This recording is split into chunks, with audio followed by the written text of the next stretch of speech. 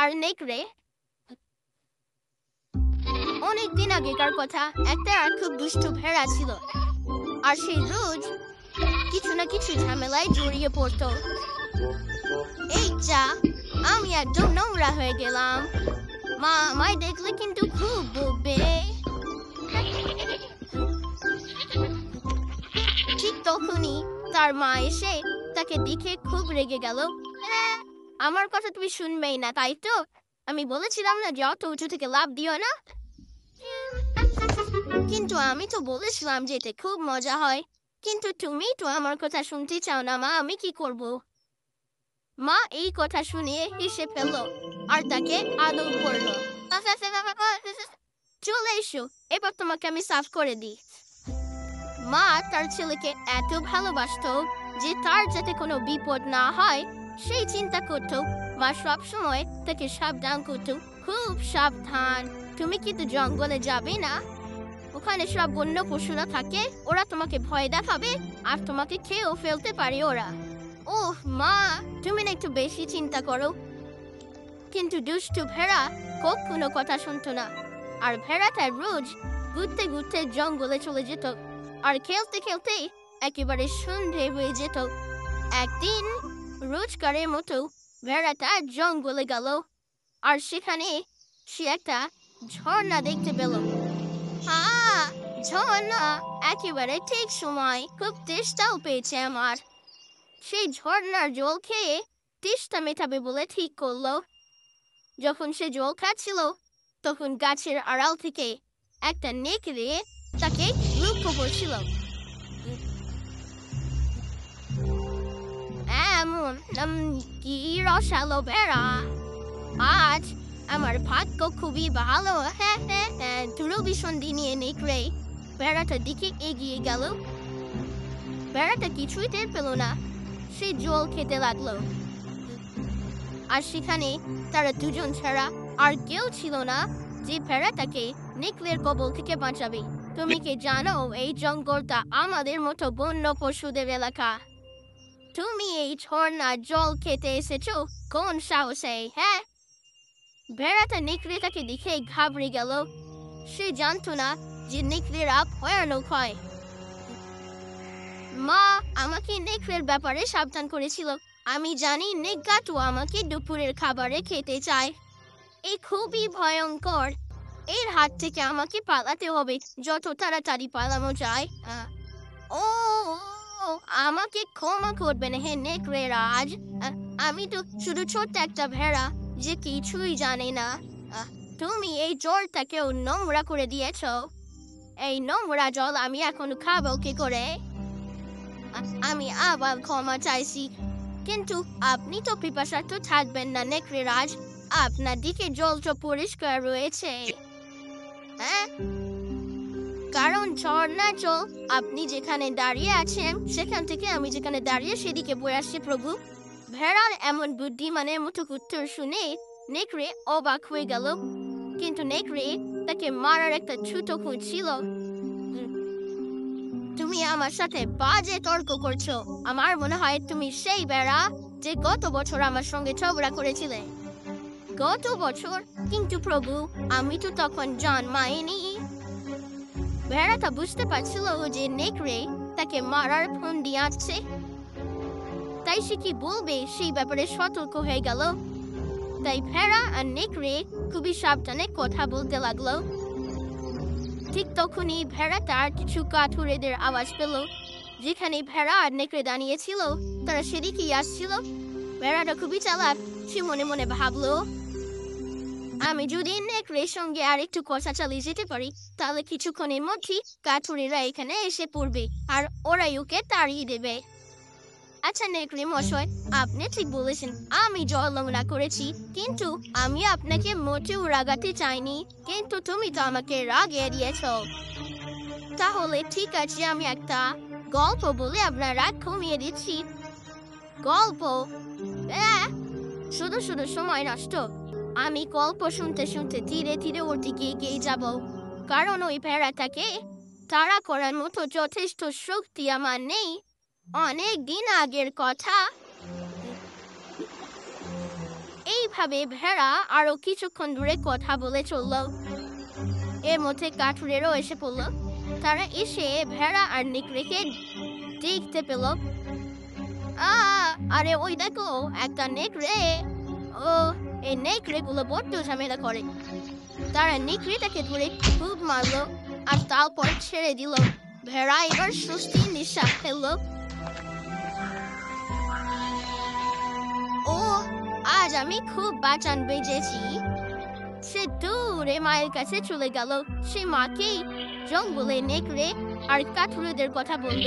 তারপর মাকে কথা দিল যে সে আর কখনো জঙ্গলে যাবে না। মা এতক্ষণে হাঁপ ছেড়ে বাঁচল আর ভাবলো, যাক, এতদিনে তার ছেলে শিক্ষা পেয়েছে। ও হ্যাঁ, এখন আমি জানি মা, আমি এক আর অচেনা জায়গায় যাব না, যেখানে আমার চেয়েও শক্তিশালী আর ভয়ঙ্কর জন্তু আমাকে খাবার জন্য ওত পেতে থাকে।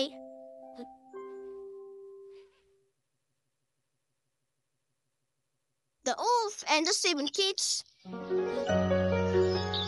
অনেকদিন আগে অন্ধকার জঙ্গলের কাছে এক মা ছাগল তার 7টি বাচ্চার সাথে খুব সুন্দর একটা ঘরে বাস করত। একবার ছাগলদের মধ্যে লড়াইয়ের এক প্রতিযোগিতা হলো। অন্ধকার জঙ্গল থেকে ছাগলরা এতে অংশ নিতে আসলো।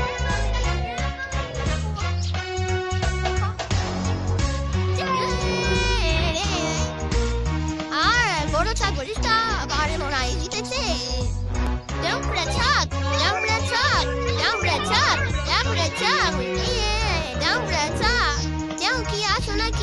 বড় ছাগলটাকে চ্যালেঞ্জ করতে পারো। আর এই যে আমাদের চ্যালেঞ্জার বড় সিংহানা ছাগল মহান মাতা।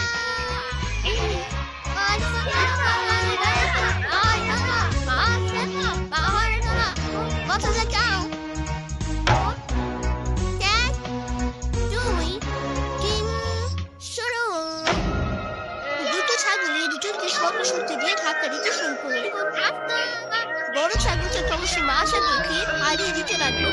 সে একেবারে দিনের প্রান্তে এসে দাঁড়ালো। নাও মা, নাও লড়া, এবার ওকে তোমার ক্ষমতা দেখিয়ে দাও। বাচ্চার উৎসাহ কালে যেতেই মা বড় ছাগলকে এক আরে মাতা লড়াই জিতে নিয়েছে। সব ছাগল ছেড়ে দিল, মাকে ঘিরে জড়িয়ে ধরল। মা, তুমি ওকে মজা দেখিয়েছ।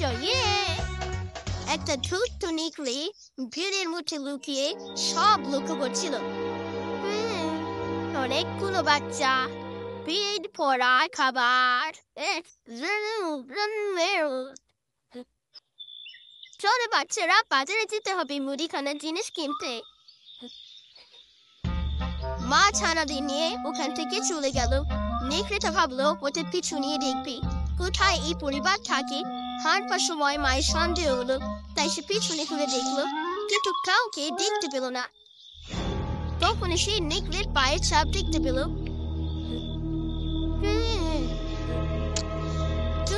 নেকড়ে, একদিন আমি তোকে মজা দেখাবো।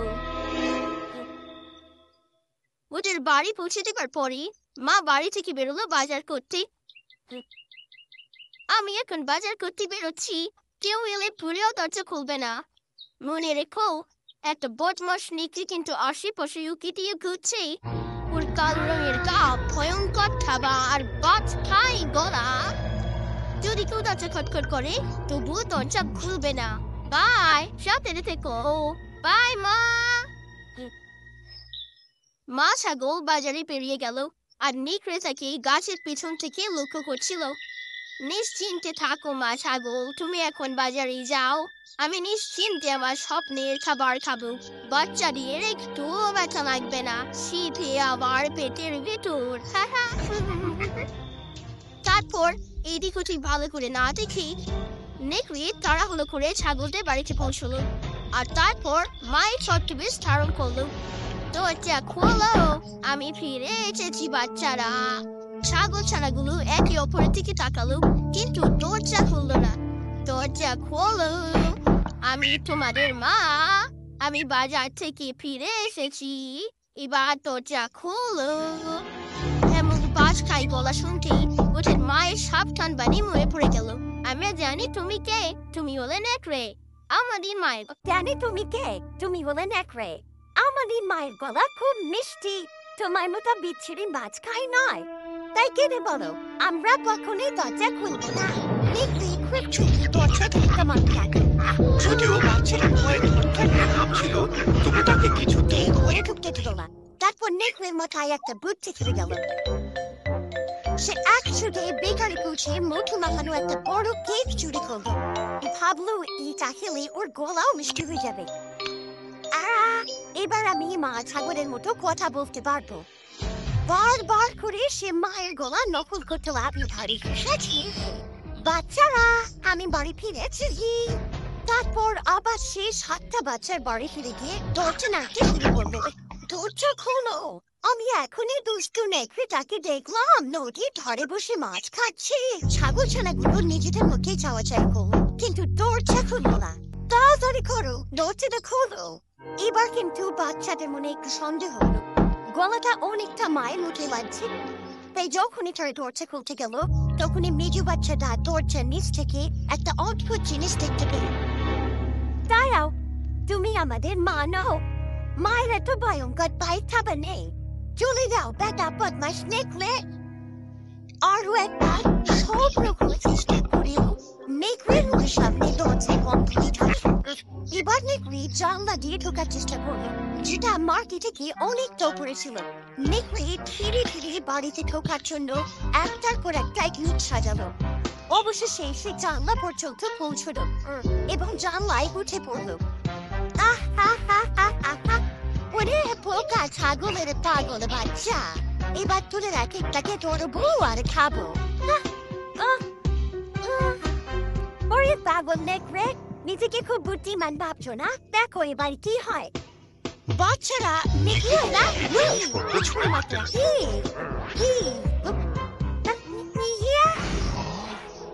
চীনা মাথায় জুড়ে ফেলেছে। পা পিছলে একেবারে ঠপাস। নেকড়ের মাথা কাজ করছিল না, কারণ তার সব চেষ্টায় বিফল হচ্ছিল। তাই সে একটা বিশাল গাছের গুড়ি তুলে নিয়ে দরজায় ধাক্কা দিতে থাকলো। এবার আমি নেকড়ে এসেছি, তোদের মা আসেনি, চলে যাও এখান থেকে। এখনই আমি দরজা ভেঙে ফেলবো আর তোদের সব করে গেছে করবো। এক জায়গায় জড়ো হয়ে দরজা ঠেলে ধরলো। 4-5বার চেষ্টা করার পরে দরজা খুলে গেল, কিন্তু দরজাটা আগের মতোই থাকলো। গভীর চিন্তা করে নেকড়ে দৌড়ে মিলে গেল। সেখানে কয় বস্তা আটা দেখতে পেল। সে নিজের পা তার মধ্যে ঢুকিয়ে দিল, যতক্ষণ না সেগুলো সাদা হয়। আবার নেকড়ে ছুটে ছাগলের বাড়ি ফিরে গিয়ে দরজা ধাক্কাতে শুরু করলো। বাচ্চারা দরজা খোলো। আবারও বাচ্চারা নিজেদের মধ্যে টাকাটাকি করলো, কিন্তু দরজা খুললো না। ও, তোরা ভাবছিস আমি সেই নেকড়েটা? হা হা হা হা হা। আমি তোদের মারি। দেখ, তোদের জন্য বাজার থেকে কত উপহার এনেছি। রে দরজাটা খোল। গলাটা একেবারে মায়ের মুঠে লাগছিল, তাই সব থেকে ছোট বাচ্চাটা দরজার নিচ দিয়ে উঁকি মারলো। ও বাকুলের সাদা, এটা বলে মা, দরজা খুলে দে। এবার বাচ্চারা নিশ্চিন্ত হয়ে দরজাটা খুলে দিল।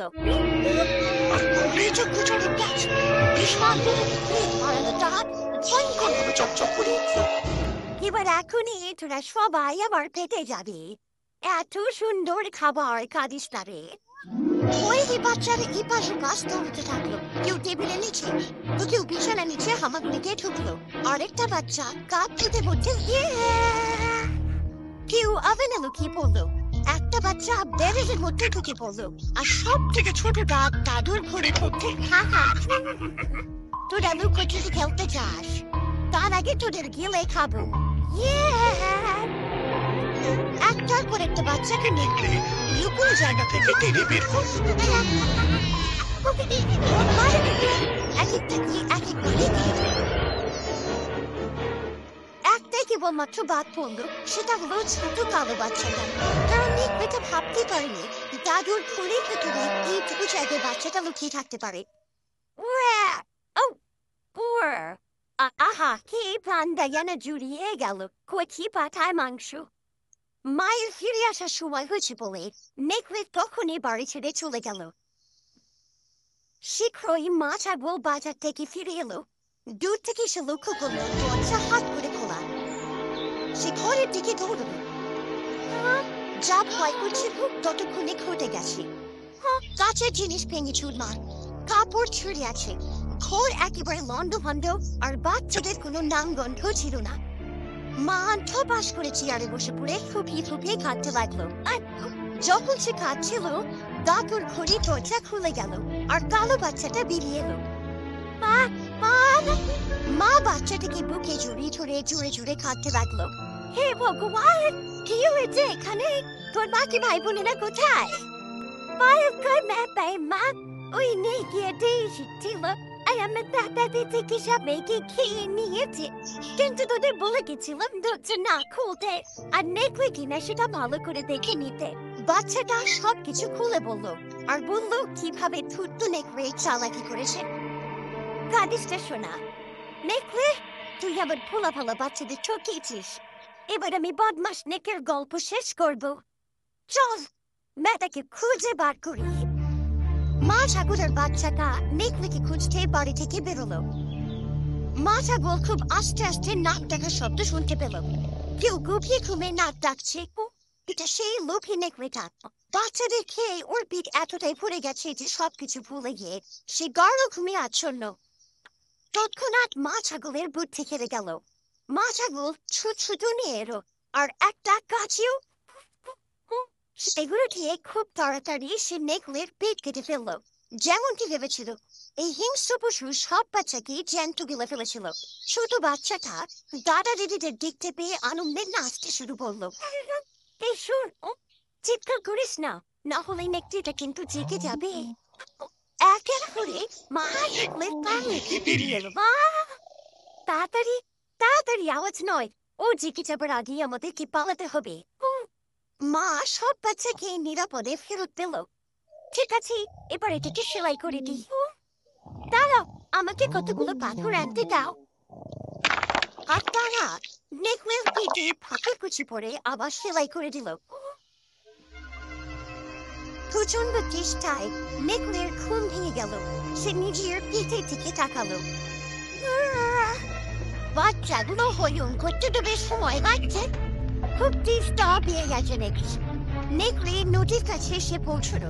এত ভারে সে নিজের পা তুলতে পারছিল না। পিঠটা কি ভারী হয়েছে রে বাবা।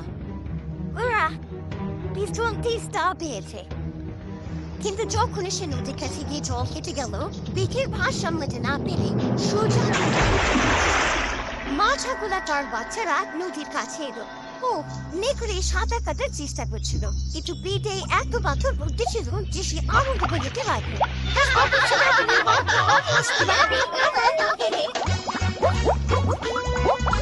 নেকড়ের জীবন শেষ হলো আর বাচ্চারা মায়ের সাথে আনন্দে বাড়ির দিকে রওনা হয়।